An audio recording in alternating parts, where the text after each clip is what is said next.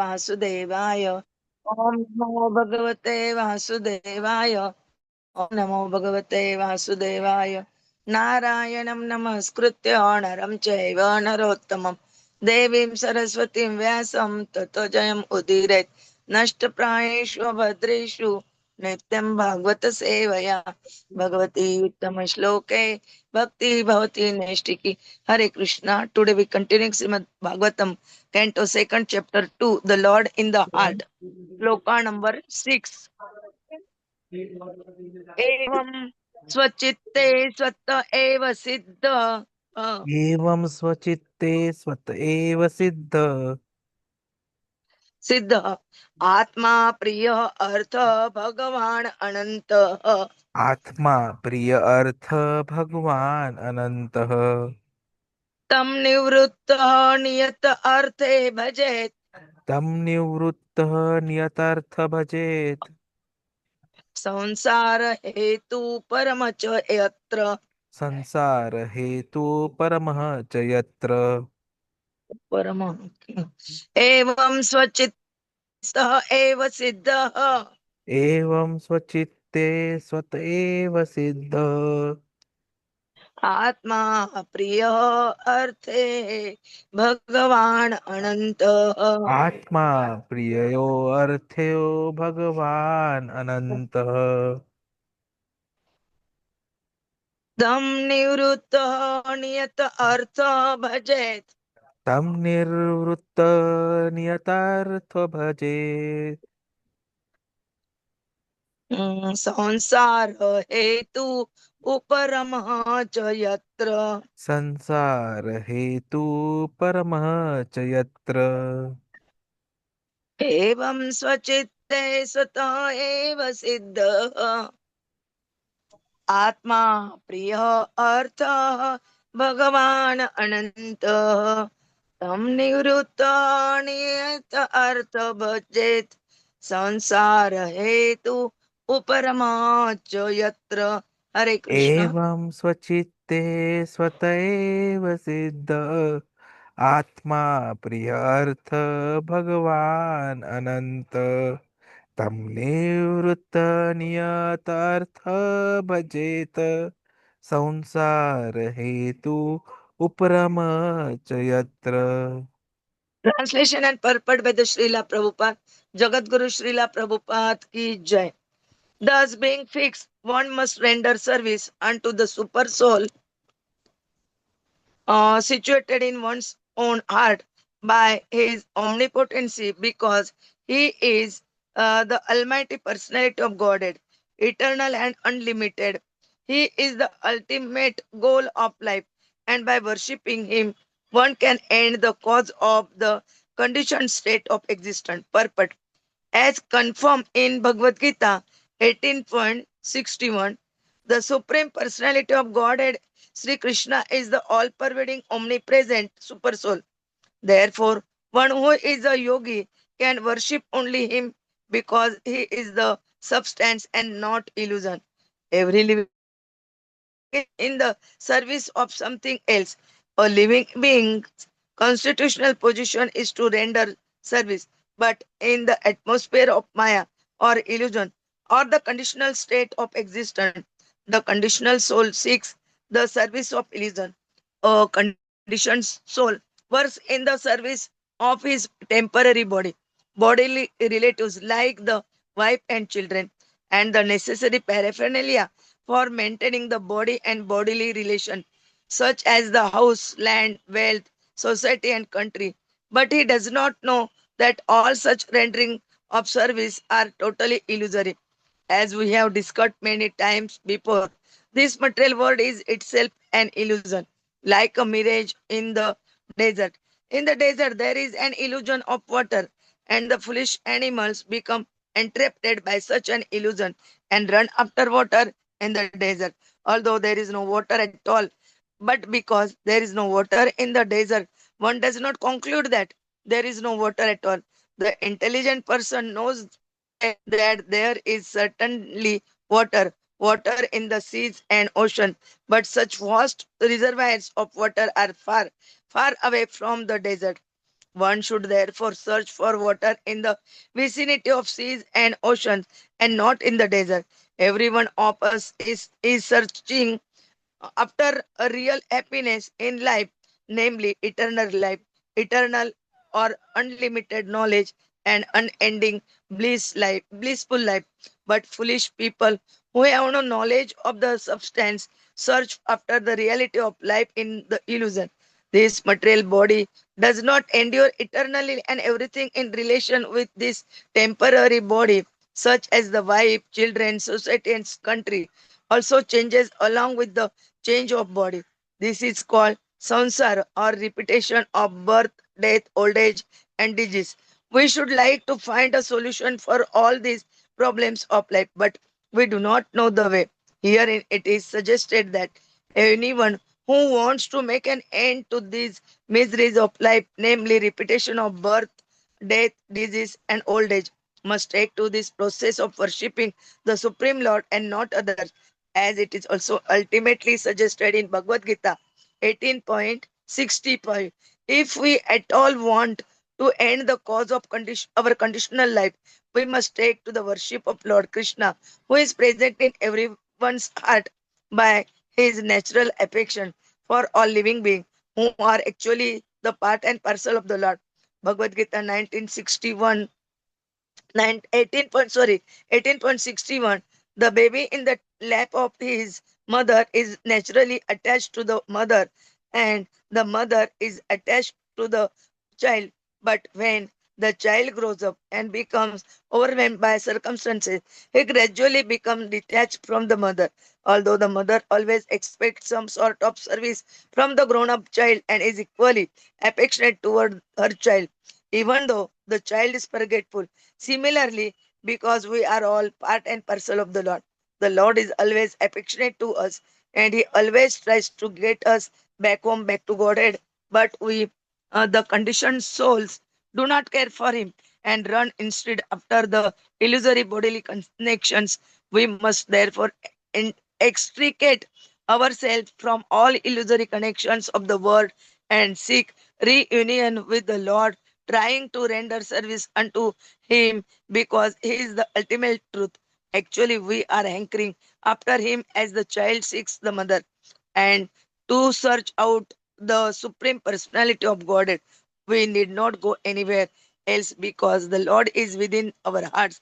This does not suggest, however, that we should not go to the places of worship, namely the temples, churches, and mosques. Such holy places of worship are also occupied by the Lord because the Lord is omnipresent. For the common man, these holy places are centers of learning about the science of God.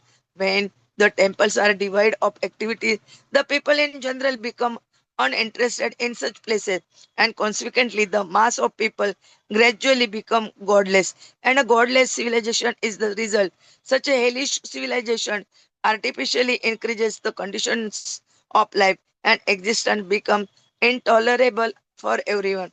The foolish leader of a godless civilization tried to devise various plans to bring about peace and prosperity in the godless world under a patent trademark of materialism, and because such attempts are illusory only, the people elect incompetent, blind leaders who are incapable of offering solution. If we want at all to end this anomaly of a godless civilization, we must follow the principles of revealed scripture like the Srimad Bhagavatam and follow the instructions of a person like Sri Shukdev Goswami who has no attraction for material gain. Om Jnana ज्ञानाञ्जन शलाकया चक्षुरुन्मिलितं येन तस्मै श्रीगुरवे नमः श्रीचैतन्यमनोभीष्टं स्थापितं येन भूतले स्वयं रूप कदा मह्यं ददाति स्वपदान्तिकं वन्देऽहं श्रीगुरोः श्रीयुतपदकमलं श्रीगुरून् वैष्णवाञ्च श्रीरूपं साग्रजातं सगण रघुनाथान्वितं तं सजीवं साद्वैतं सावधूतं परिजन सहितं कृष्ण चैतन्य देवं श्री राधा कृष्ण पादान् सगण ललिता श्री विशाखान्वितांच नमो ओम विष्णुपादाय कृष्ण प्रेष्ठाय भूतले श्रीमते भक्ति वेदांत स्वामिनिति नामिने नमस्ते सरस्वते देवे गौरवाणी प्रचारिणे निर्विशेष शून्यवादी पाश्चात्य देश तारिणे वाञ्छा कल्पतरुभ्यश्च कृपा सिन्धुभ्य एव च पतितानां पावनेभ्यो वैष्णवेभ्यो नमो नमः। जय श्री कृष्ण चैतन्य प्रभु नित्यानंद श्री अद्वैत गदाधर श्रीवासादि गौर भक्तवृंद। हरे कृष्ण कृष्ण कृष्ण हरे हरे, हरे राम राम राम हरे हरे, हरे कृष्ण कृष्ण कृष्ण हरे हरे, हरे राम राम राम हरे हरे, हरे कृष्ण कृष्ण कृष्ण हरे हरे, हरे राम राम राम हरे हरे, हरे Krishna. Today we continuing Srimad Bhagavatam, Canto 2nd, Chapter 2, the Lord in the Heart, Shloka number 6. In this shloka, here they describing about the service, how one must render service to the supreme soul situated in our hearts. Uh, that supreme soul is the omnipotency, and because he is the Almighty Personality of Godhead, eternal and unlimited, and uh, he is the ultimate goal. Our ultimate goal is to receive or to gain the prem, Krishna prem. That is our ultimate goal. Means to receive, to take and worshipping him, one can end the cause of the conditioned state of existence. If we want to out of this conditioned state of existence, then we take surrender to the lotus feet of the supreme personality of Godhead. And here they describing so many points. They told मन्मनाभव मद भक्त मत याजी माम नमस्कुरु माम एव यशसि सत्यम ते प्रतिजाने प्रियसी में. Then they describe ईश्वर सर्वभूतानां हृद्देशे अर्जुन तिष्ठति ब्राह्मयन् सर्व भूतानि यंत्र आरूढ़ानि माया. In everyone's heart Krishna is uh, there. And how we understand, how we take surrender, that described in this, giving us that they told us the example of mother and his son, how they related to each other, attached us. But as children grow up, attachment becomes slowly less. But mother expect from her son, expect some a sort of service from grown up son. So many points that describe, Prabhuji will tell us in nicely in detail. Hare Krishna. Vancha kalpatarubhya kripa sindhubhya cha patitanam pavanebhyo vishnubhyo namo namaha. Hare Krishna. Hare Krishna, Krishna Krishna, Hare Hare, Hare Ram, Ram Ram, Hare Hare. So we are coming to that level now wherein Parishit Maharaj is being guided further on what are the aspects that he has to look for.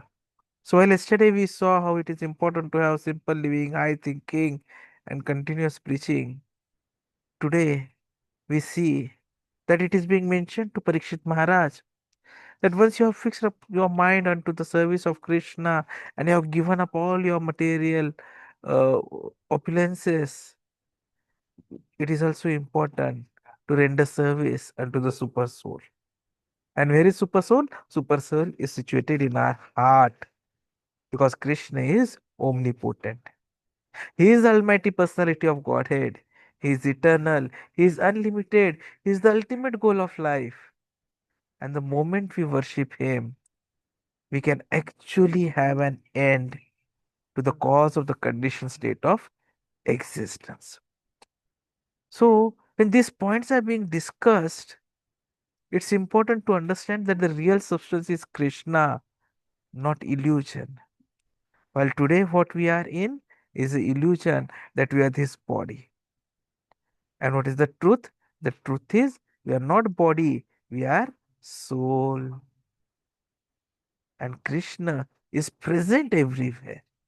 Since he is omnipotent, he is there for all of us, every moment, in every activity, wherever we need Krishna. In fact, the reference is given to Bhagavad-gītā 18.61, wherein it is clearly mentioned that Krishna is all-pervading. He is present everywhere. He is there as Supersoul, Paramātmā in everyone's heart. And so a yogi worships him because he is the eternal substance, not the temporary illusion, māyā. Ishvara sarvabhutanam hridadeshu arjuna tishtati brahmayan sarvabhutani yantra arudhani māyaya.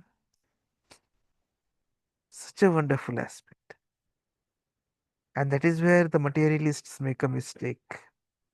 They consider the temporary illusory things like body, family, wealth as real substance, while devotees, they understand that Krishna is the ultimate reality.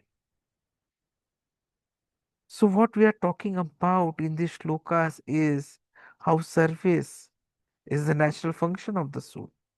You always want to serve someone. Every living being is constitutionally a servant. But when we are in illusion, the soul renders service to the body, family, society, nation, etc., all of which are temporary and illusory. While true happiness lies in eternal life, eternal knowledge, eternal bliss, Satchidananda. And this can only be obtained by serving Krishna.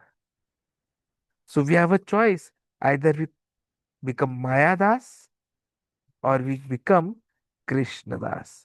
While Mayadas will keep us bonded here, Krishnadas will give us liberation. Mayadas will make us undergo repeated cycles of birth, old age, disease, and death. Krishnadas will get us to a place which is Satchidananda. And the choice is left to us. Just like Krishna, after explaining everything, left the choice to Arjuna, whatever he wants to do. And what did Arjuna say? Arjuna said, Karishye tava vachanam. And that is where the study of the scriptures, Bhagavad-gītā, Bhagavatam, Chaitanya Charitamrita becomes important because we understand that we need to do what is ordered by Krishna. Otherwise, suffering and samsara, they are just one side of the same coin. The conditioned soul, which is trapped in samsara, which is Janma Mrityu Jara Vyadhi, it seeks real happiness in illusory body reactions and material gains. And to end this suffering, one must turn to worship of Lord Krishna, as mentioned in Bhagavad-gītā 18.65 as well. Where it is clearly told to us what we are supposed to do. Man mana bhav mad bhakto mad yaji mam namaskuru.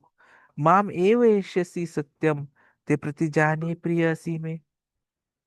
Always think of me, be devoted to me, worship me, offer obeisances to me. Doing so, you will certainly come to me. This is my pledge to you, for you are very dear to me. Very clear instruction. It is Krishna only who can deliver us from bondage. That is why Krishna's natural affection is contrasted to our forgetfulness. Mataji gave a very striking example of a mother and a child. Mother is always affectionate to the child, even if the child forgets her. Similarly, Krishna always loves the soul and patiently waits for us to return to him. The Lord resides in the heart and also in whatever are our worship places, like say temples, church, mosques. So visiting places of worship helps awaken God consciousness. But the problem we have is problem of godless civilization. When spiritual activities disappear from temples, the society becomes godless. This leads to a hellish civilization where life becomes intolerable. Secular materialists, in the name of progress, try to solve problems through blind leadership but fail due to ignorance of God's laws. Modern education, influenced by secular humanism, teaches people that human reason is the supreme and there is no need for God. This godless ideology is rooted in speculation and is actually misleading the society. So it is very important to combat atheism and illusion, just like Srila Prabhupada wanted. Srila Prabhupada is strongly critical of three aspects: atheism, Mayavad philosophy, and secular humanism.